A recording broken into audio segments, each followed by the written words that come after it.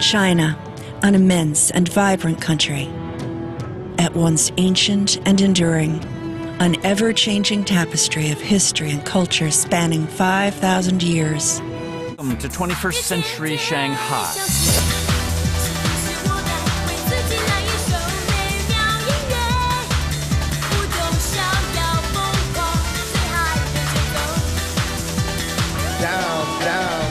With its science fiction skyline and hyper-scaled building boom, it's an imposing symbol of China's phenomenal growth.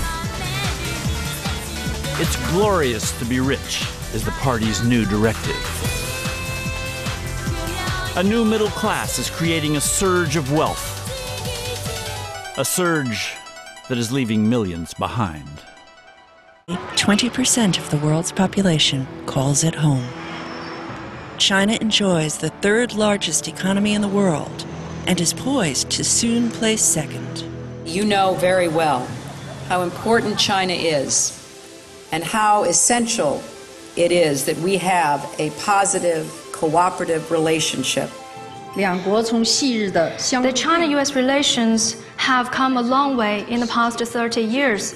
We have ended confrontation and mutual estrangement to foster one of the world's most dynamic and influential bilateral relationships. China is, at this point, probably the most important country for the United States to engage with.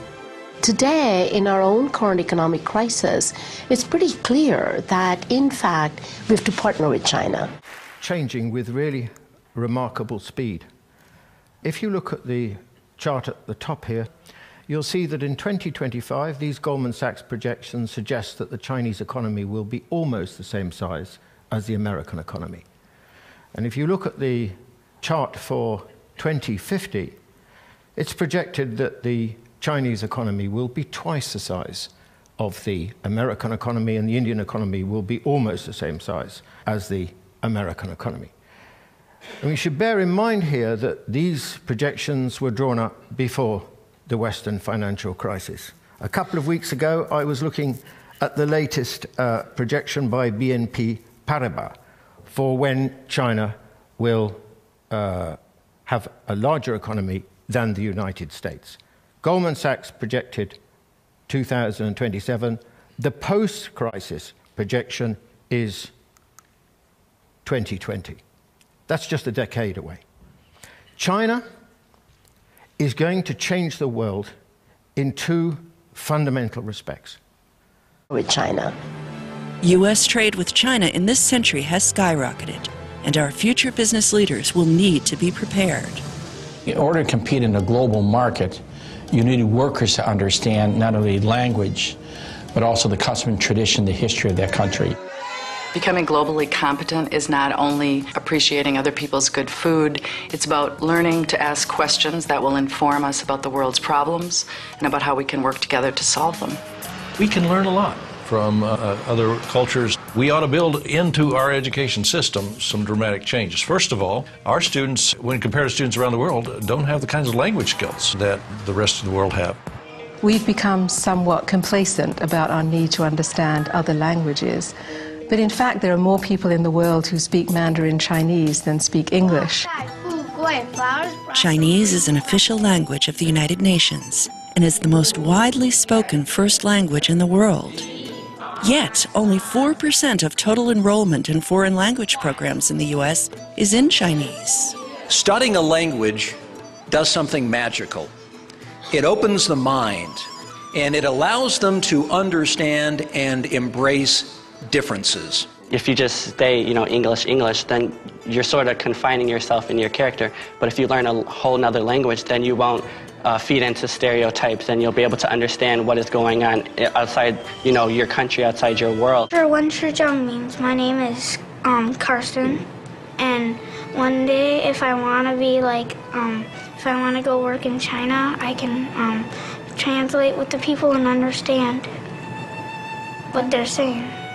A Chinese language program can create a multitude of opportunities for all young people, regardless of zip code or test scores.